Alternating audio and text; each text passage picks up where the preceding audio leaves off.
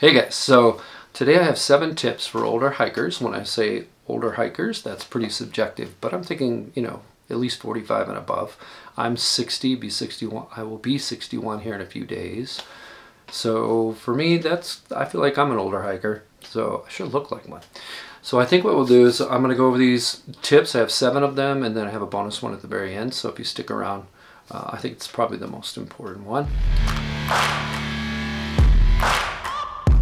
But first off, you need to get out and hike in all conditions. So wind, rain, snow, anything that you think you might face, heat, throw that one in there too. Anything you might face in a long through hike or something like that. But get used to all those different conditions, the kind of gear you need, what you don't need, maybe just as important.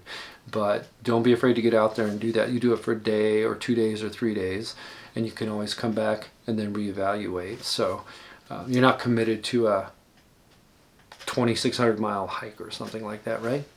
So get used to being uncomfortable and what you can do about it.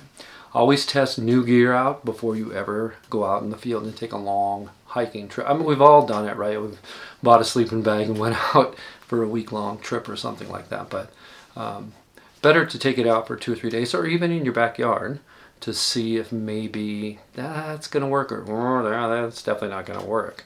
So that way you don't have a big commitment where you have to go try and find something else. So hike in all conditions. Number 2, exercise and movement. So as you get older, you need to move.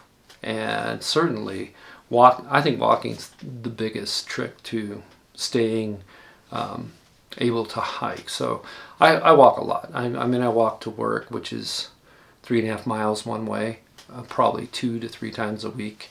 And when I'm not doing that, I'm riding my bike. But stay active. So it's going to be different for everybody. You could be swimming, walking stairs. I don't know. You could be doing laps in the pool. One thing I used to like to do is get in the pool about chest high and jog from one place to another with all that resistance. I mean, that felt like a really good workout for me, and it's easy on the joints. But I mean, you can figure those out for yourself. Everybody's different, but move. Make sure you're moving. Number 3, use trekking poles. I think most people over 40, it seems to me, that I meet on the trail are definitely using trekking poles for several reasons. But I think most importantly, it gets the weight off your knees. And knees can be the crux for a lot of people. It certainly is for me. It helps you go uphill, but more importantly, I think it helps you go downhill. And it gives you stability in really difficult terrain. They can also be used to self-arrest, but it takes practice. So you can't have the baskets, the little snow mud baskets on them, or they get in the way. You can't get them in deep enough. But it's definitely worth practicing self-arrest with those, because I mean, that can save your life if you don't have an ice axe. And also you can use it for a trekking pole tent, so that can lighten things up, which is super important as well. So that brings me to the next tip, number 4, lighten up your pack. So game-changing for me. I used to be that guy that would go out for 4 days with the 50-pound pack, right? And, oh yeah, I might need this. Oh, I better take that. Oh, it'd be nice to bring this. And I found myself kind of miserable when I was hiking. I'm thinking, yes, I'm not loving this.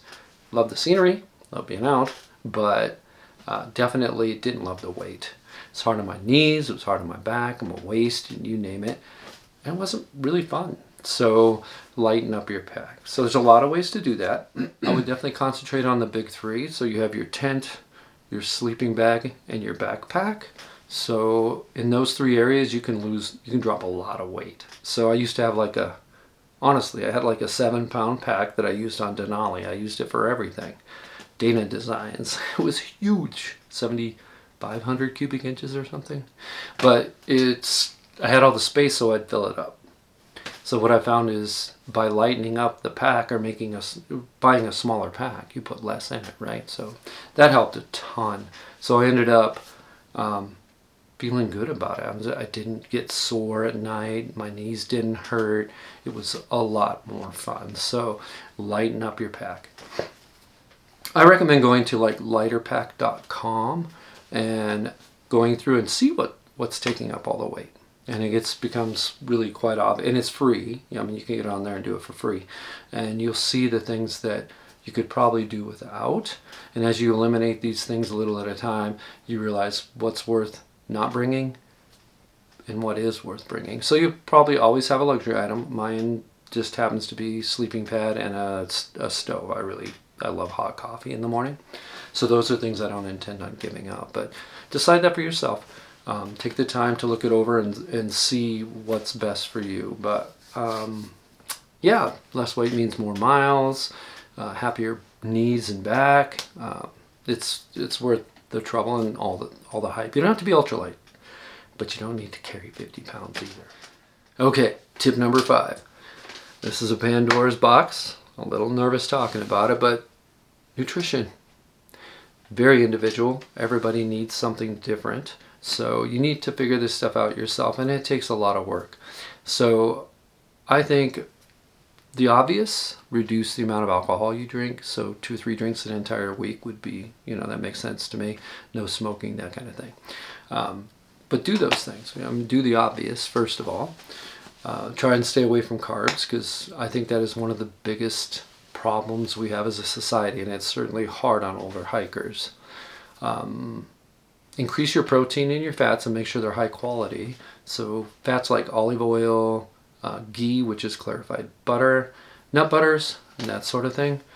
Limit empty calories, so stay away. Someone's getting mad at me here. No Pop-Tarts. Sorry, they're just not good for you. They're empty calories. They probably do more harm than good. But if you love them, hey, have a couple Pop-Tarts. Enjoy your hike. Candy and that sort of thing. You want to stay away from those because they really don't do you any good. Try and stick with things that are helpful to you. So I think variety is the key to eating well when you're backpacking. Some people can literally eat couscous for 2,650 miles. Some people can eat rice and beans. So that I'm thinking of Jupiter, actually. He can do that. I don't think I could. So I have to mix that up with different types of meals, like a freeze-dried meal, nuts, certain bars, which you have to be careful of because a lot of those are really just candy. So be careful what you eat and try to mix it up. That's nutrition, super important. Hydration and electrolytes, that's number 6. Hydration and electrolytes can be just as difficult to figure out as nutrition. We all sweat at a different rate, and we need different things to put back into our bodies than each other. So that's just trial and error, and I spend a lot of time with that. So if it's hot outside, I have a stadium actually. I can go running upstairs and down, and I have a sauna in the wintertime. So I have 2 ways of trying different electrolytes. It's been my experience that I get almost enough sodium in the food I eat when I'm backpacking that I don't need a whole lot of that. So read the labels. More is not necessarily better, but you want to keep an eye on how much of each potassium, sodium, things that you are putting into your body and figure out what works best for you. So it's tough to get right, I think. But a lot of experimentation helps. And I have the indicator of my legs cramp when I don't have the right amount of electrolytes and the right ratio. So that's my sign that, yeah, you need more. Try and stay away from the sugar alcohols like xylitol and sorbitol and that sort of thing. They're not especially good for you either. Number 7, evaluate what worked and what didn't work. So you go out and experiment, you try out these new pieces of gear, you go on a 5-day trip, backpacking trip. When you get back, take the time to sit down and go, oh, these things work really, really well. Or, man, that thing was terrible. Why did I bring that? Try and think about the things that you take every single time but almost never use, with the exception of like a Garmin, which is much like a bicycle helmet. You want it, but you don't ever want to use it, right? So those things are the exception. But a lot of times you'll find you carried a knife for years, a big knife, because, you're in the backcountry, you're supposed to have a knife, right? But you never, ever use it. So maybe you need something a little smaller or something else. That's the example I have.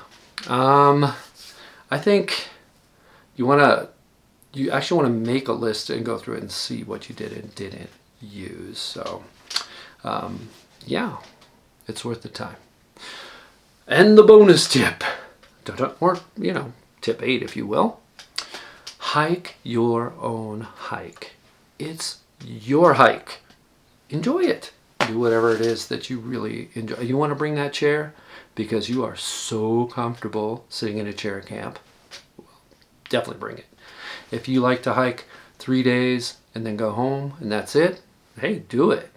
Because whatever's your goal, whatever you enjoy, that's what matters. Don't compare yourself to other thru hikers or that sort of thing. So you don't have to be Darwin, you don't have to be Jupiter, but be your own, be true to yourself. Be true to yourself and do what you enjoy. So I think you need to set goals, and I think you need to shoot for those goals, but it's not an end all. And you got to be flexible, because I think all of us have been out on the trail and got injured and went, oh, now what? Well, you have to go home and recover. That's what. That's okay. You were out there, right? And as you get older, I think older people appreciate the fact every day they're out there. So if you had planned on doing the Colorado Trail and you only made it 200 miles, you're disappointed, but you're able to look at it and go, I did 200 miles. And that's a beautiful thing, right? So hike your own hike, enjoy it. If you want to take 3 zeros on a long hike, take 3 zeros. If you want to section hike the CDT, which is what I'm doing, because that's the only way I can fit it in, do it. I'm hoping to hit the PCT in 2005. SOBO is what I'm shooting for if I get a permit. And it's a huge goal, right? It's scary. So I'll have to train for it, etc. But keep an eye on this channel and please like and subscribe. I really need interaction with you guys. So ask me some questions. I am here for you. I want to know what you need to know. I've been doing this sort of thing for a long time. I want to share it. I have a lot to learn myself. Every time I go out, I learn something. So let me know. And thanks for watching. See ya.